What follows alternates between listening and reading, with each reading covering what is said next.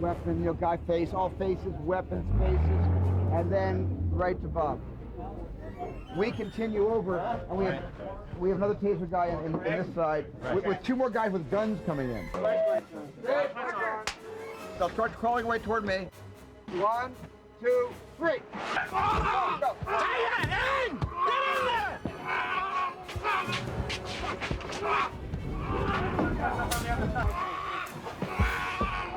This thing then dropped and grab this thing then. Yeah. That's terrific. Get it. Pull them all the way in. All the way in. All the way in. Gary, pull them in. All the way in. Oh, that's great. That's great. That's a cut right there. Great. Fabulous. Okay. Great. It was very important to me to be a kid directing Jurassic Park, because like most kids, one of my first longest words was Triceratops, Stegosaurus. My dad would always take me to see the dinosaurs in Philadelphia, the Franklin Institute of Technology. There was a natural history museum there with big dinosaur bones. And so I made that movie really as a youngster, remembering how much fun it was to imagine with such yearning that someday wouldn't it be great to run into a dinosaur and meet up with one without being eaten by it. And I just remember making the movie with that philosophy. For everybody that had ever wondered and been fascinated with that whole era of the dinosaur, I want to make a movie for all those dinosaur lovers.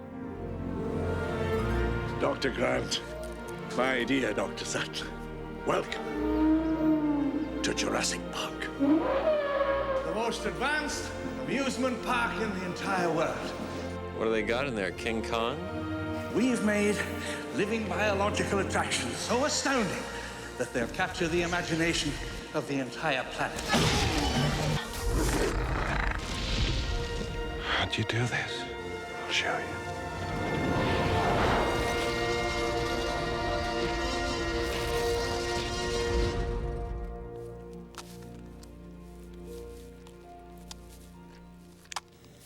Very good. Push. Very good. God. Jurassic Park wasn't a monster movie. It was a movie about animals long ago gone extinct that through the miracle of science and technology are brought into the 20th century. And that's what Michael Crichton had conceived in this amazing book he wrote. And all of a sudden, the second I read his book, I realized that we weren't dealing with monsters, and this was not going to be a genre of horror, science fiction, fantasy, or back to the famous Monsters of Filmland magazine culture. But instead, this was a really credible look at how dinosaurs might someday be brought back right alongside modern mankind. And that really fascinated me, and that immediately set my own template for not making this a monster movie. Roll, big, marker, and background. Action. One of the things that the book deals with, and the film too, and one of the sort of shaping concepts, is that this kind of research is tremendously expensive. And the question arises, who will pay for it? And at the moment, for better or worse, there isn't any pressing need to recreate a dinosaur.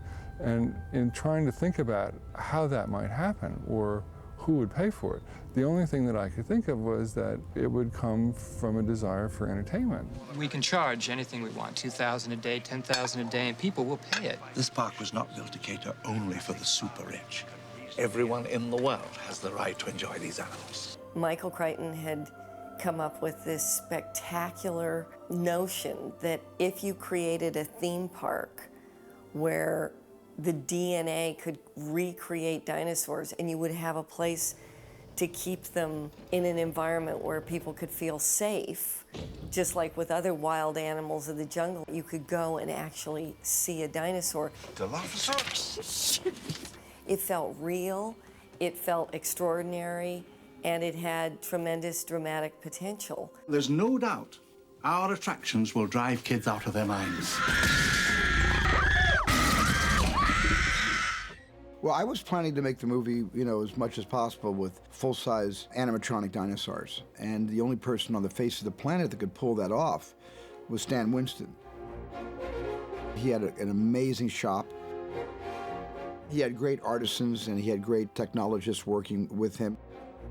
we're all dinosaur fans. Everyone who does the type of work we do is a dinosaur fan. So we said we'll do some drawings just to see if our concept and our feeling is in sync with what Steven's looking for in this film. I was working for Stan Winston, who I had a very long career with, and Stan had to start designing dinosaurs.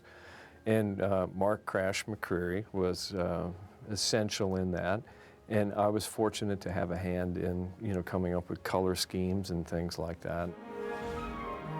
The drawings I had done initially were more about action and kind of, this is the idea we want to ultimately to walk away with, is that, wow, these things were real animals that could think and move. And we went through a lot of iterations, just drawing-wise.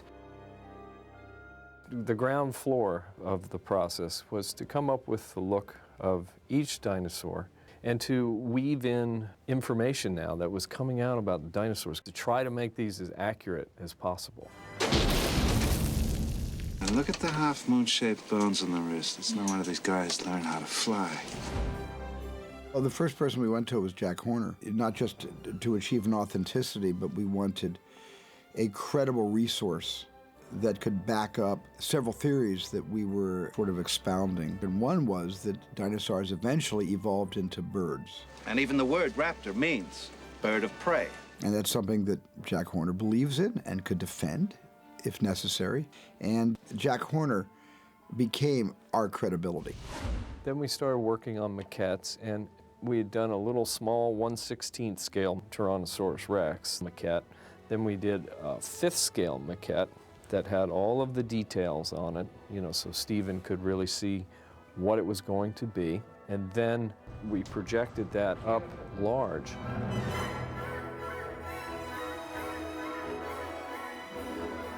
You like it? I love it. It's coming along really good, isn't it? The first time I saw the T-Rex was at Stan Winston's shop. My kid would say, "Where does the poo-poo come from, Daddy?" I had a chance to actually operate it myself, which was a thrill. Where the movements were so smooth and so authentic. When it would snap its head around, it didn't have a recoil. The head would go as fast as you can imagine and would come to a complete stop and look right at you. Its eyes would stereo focus right on you. That was absolutely frightening to watch. And he also kept it moving. Even when it was still, it was breathing, it had muscles flicking, and he kept every animal alive. We were building all of the dinosaurs, all the animatronic ones, kind of in parallel because there was so much work to be done. We actually had a baby Triceratops going, which never made it to that movie. That scene got cut out. Plus, there's the famous scene in the movie where the big foot comes down into the mud. So that was going to become a separate animatronic piece. The spitter, Velociraptors, the Brachiosaur, or the T-Rex. Stan could give them utterly authentic movements, far beyond where we were technologically in 1973-74 with Jaws. But how we were going to get the dinosaurs to run, how we were going to get them to even be in the movie in wide shots was always going to be the old-fashioned way, through stop-motion animation. The same way that Willis O'Brien made King Kong, just taking that little armature on a small maquette and just moving it just a millimeter at a time. And Phil Tippett was hired by me to do that because he was the best in the business. The first call I got was from Kathy Kennedy at home. And I just finished working on this big stop-motion project. It was absolutely beat. And Kathy calls up and goes, she's all like perky, goes, "Hey, Phil, we got this really cool thing we're going to do with dinosaurs. It's really going to be a lot of fun." And we're like, "Yeah, really? Okay." Fine. And we all started to plan it out as the conventional stop-motion, go-motion, rod puppet, high speed with a little bit of computer graphics. And then one day I got a call from Dennis Murin at ILM, who already had the job of doing Jurassic Park with Phil Tippett. And Dennis said that he thought that he could pull off a full-size dinosaur that would be authentic to the eye. And so he started doing tests. And the first tests he did was a whole herd of Gallimimus, just the skeletal structure of the Gallimimus, running through a still photograph of Hawaii. It was several angles of this. And it was so authentic and smooth, I actually said, well, that's the future. That's the way it's going to be from now on. A couple of the guys, Steve Williams and Mark DePay, were trying to get even closer and do a T-Rex and see how that would work out. And it looked really successful. Then we decided, okay, let's go ahead and do a real shot. And Stefan Fangmeyer lit it, Steve animated it, and we got a shot that just knocked everybody out and was beyond what you could do with stop motion or anything else. A videotape came from ILM, and we saw this image of what they had done, and we're just, wow, everything changed. And this technology really kind of, changed my movie forever. And I think in that sense, changed the world forever. It was April 20th, 1992. I remember we called it Black Monday because we got the word that production was going digital. At that point in time, it's like an big emotional moment. It's like, when your dog dies. You know your dog's going to die, but when your dog dies, it like hits you really hard. Because it did seem like everything that I had built up until that time was like, we're not going to do it that way anymore. It's like suddenly, here we are, we're extinct. We're the dinosaurs. And of course, that irony wasn't lost on any of us. We're out of a job. Don't you mean extinct? Because all the computer graphic guys were doing things like, I had no idea what they were doing, and it was just like a monitor and a mouse, and it was like, Jesus. I'm a firm believer in whatever is the best technique to achieve a shot for the film is how it should be done. If it needs to be CGI, it should be. But if you can get it live in camera, then why not? Because some of the best acting comes from reacting. It encouraged us to even work harder and, make everything that much more convincing in a realistic, on-stage puppet sense. And the reason that Steven still wanted, obviously, Phil involved was because he realized that his crew had information and experience that was just as important. It's just the toolbox had changed.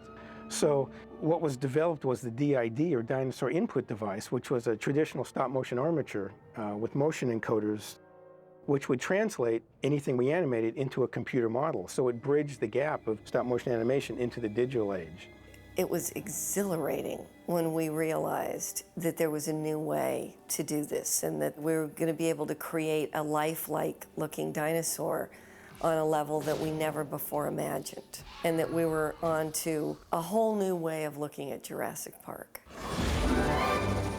So you two dig up dinosaurs? Well, try to. I bring scientists, you bring a rock star. If you make a humorless movie about dinosaurs coming back to life in 1993, nobody's gonna care about your movie. I think establishing characters like Laura Dern and Sam and Jeff, it lent a whole sense of credibility to the storytelling because you really believed that they were scientists. why? And did I go too fast? I go too fast. I did a flyby. No, give me that big glass of water. We're going to conduct an experiment. Those characters, when they're postulating, better have a little wit. And David Koepp gave it all the wit. Gave Jeff Goldblum his lecherous crush on the paleobotanist played by Laura Dern. And with Sam Neill being right in the middle, watching this guy hitting on his girl, where Jeff doesn't even know that it's his girl. I mean, that was all David Koepp's kind of invention. Camera?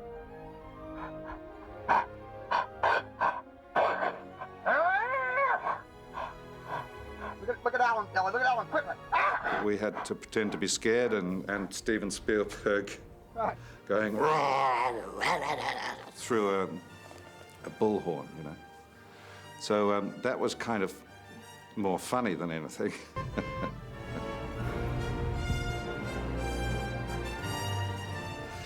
And the acting part was not laughing.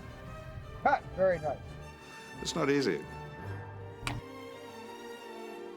The three of us are in the Jeep and we start to glance, and as we glanced in the tree, and I'm supposed to look up at its neck, there was a giant paper X on it, you know, like a Sharpied X on a piece of white paper. And I just remember looking up like, okay, and that's the dinosaur. You crazy son of a bitch, you did. And we did close-ups, and I remember he'd never rehearsed. Ready, Jeff? Okay, there you are. You're seeing the dinosaur. Oh my gosh, just keep rolling. That looks great. You're looking at it. You can't believe what you're seeing. Is it real?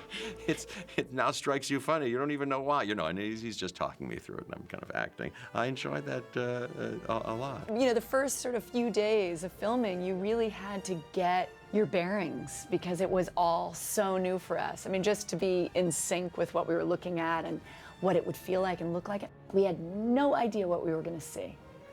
Can we go see it? Can we go? Yeah, relax. There's plenty of time this afternoon. My dear, T-Rex.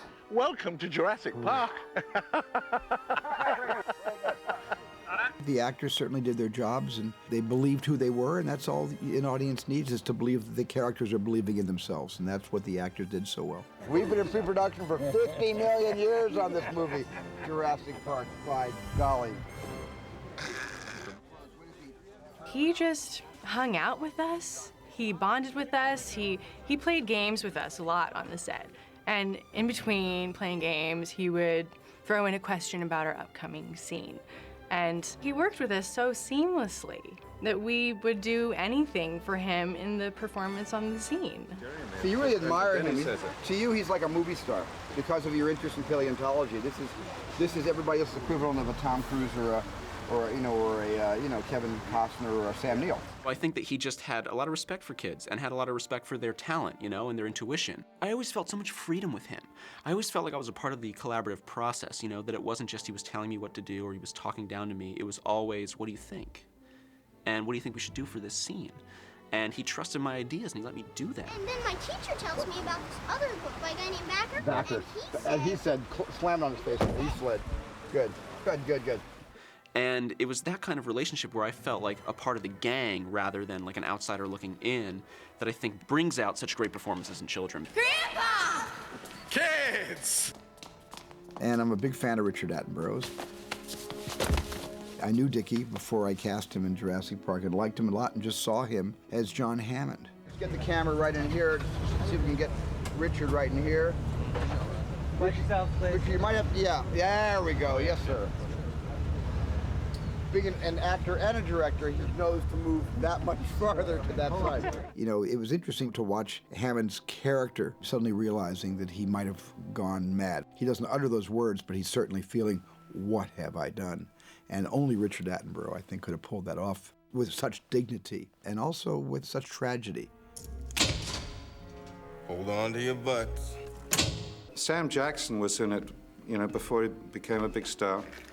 You could tell Sam was going to get eaten by a dinosaur because they had him smoking earlier on when he's working. How many lines of code are there? About 2 million. And the guy that smokes always gets eaten. That's one rule about dinosaur films. Oh, Mr. Arnold.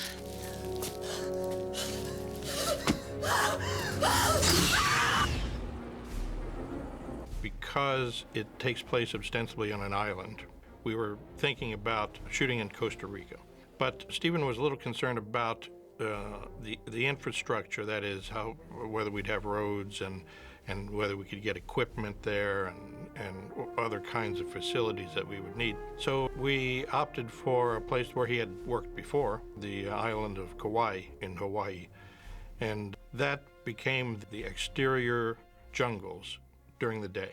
For you, Hey, look! simply appropriate icon. Are we gonna hit that? Welcome to Jurassic Park. Jurassic Park was a tour attraction. It was about that. So each step that you got involved with was about constructing the actual journey as ride or amusement entertainment. Rick Carter designed the movie, and the job that he was faced with was creating a theme park built in Costa Rica. So the theme park had to kind of echo the local cultural design sensibilities of what we might adapt in an environment like that. Working with Rick Carter was great because he was so generous with giving me so many areas to get involved with, you know, again, from the storyboarding to props and vehicles and sets and all that. There's the scene where Nedry goes out into the jungle at night, and we had to get something for him to put the DNA in. It just said in the script, it just said a shaving can. So I went over to Laurel Canyon, the Long's Drugs down there, and I went through the different aisles, and I found a Barbasol can of shaving cream. At the time, I liked the name, and I liked how it graphically it stood off from the shelf from the others, and so just as a whim, this became the can that Nedry used. There's enough coolant inside for 36 hours. No menthol? So you can see, take the top off, and the guys down the shop did a cool mechanism for it. I think that's a Compsognathus right there. Very cool. Quiet, please. Rehearsal. I think the first time we saw one of Stan's dinosaurs, we were filming in Kauai. It's a scene where we wander out and there's a sick triceratops which is breathing, and you could go right up to it and its skin was all wrinkly and real. It was extraordinary. That was one of the cases where there was a dinosaur there, full size, laying down, and the 7 or 8 people who were operating it were unseen, kind of hidden from the actor's immediate view. And one person was working the blinking eyes and the tongue and the breathing body. And when we first came upon this thing, wow, it looked real. It was kind of a defining moment for us because this was the first dinosaur to really be put on film. And it was the first dinosaur to interact with all the actors. And action. And, you know, we were very confident in what we were doing, but at the same time, there's a pressure. You know, it's your baby. You're unveiling this to everyone. Oh, wow. You show up and you're just kind of taken aback a second because it's so lifelike. It's so real. You feel the energy from it. And you kind of don't want to even get too close. But when you like kind of get more comfortable, all you want to do is put your hands on it and just like touch it and see like, is this real? Like, how is this? Even the texture, you know, the feeling of it. I just remember being blown away. You're right. There's no trace of lilac berries. I think Steven gets a kick out of that. My dream was to work with Steven Spielberg. And so for 20 years now, at any restaurant I've ever been in, there's a child under 10 that comes up to me and says, "Are you the lady who stuck her hand in the dinosaur poopy?" It's like, that is the question I get most commonly in my career. Thanks. What are her symptoms? Oh, imbalance, disorientation, labored breathing. When I did my scene with the Triceratops, I also had the great privilege of working as an actor alongside Jerry Mullen, who is in that scene with me. And because he's one of the crew, having started in other capacities before producing, he knew how to run a set. And we could have never shot in the difficulties and the limitations of Kauai. We could have never done it without Jerry. And then about 3 weeks in, Hurricane Aniki came in. We turned up for work one morning, and we were told, we're not going to work today because there's a hurricane coming in. Actually, it seems to be heading straight for us. The hurricane hit dead on. Landfall was our hotel, and it was a Category 5 hurricane, sustained winds of 165 miles an hour with gusts to 185, and the hurricane lasted for 9 hours. I'll never forget when the eye of the storm passed directly over the hotel. We got out and looked up. It was beautiful, blue sky above, and just a wall of white clouds surrounding the hotel, slowly moving about like this. I'd never seen anything like it before. It was a special effect. We were confined to the ballroom of the hotel we were staying in. Apart from the fact that it was slightly exciting, a lot of it was rather boring. And then that night, we camped out and figured out where we were going to stay as all the lights were off. So I remember Steven Spielberg, he had the flashlight. He was going, "I'll show you how lighting changes a story. Horror story, love story. Horror story, love story." And then we woke up the next morning when the sun came up, seeing the devastation. It was amazing. It was interesting to see that all the skills that go in to creating the community that makes a movie ended up creating the community that ended up really helping everybody after an event like that. And it really changes a dynamic on a movie when you've survived something together. And I have never felt prouder as a member of a crew that I was privileged to work with than on the day of the hurricane. Richard Attenborough slept through the whole thing. I have to commend him. When the hurricane passed, I said, "Dickie, you slept through the whole hurricane." He said, "Oh, dear boy, darling, I survived the Blitz." So this was nothing compared to the Blitz. That's a true story. I love this guy.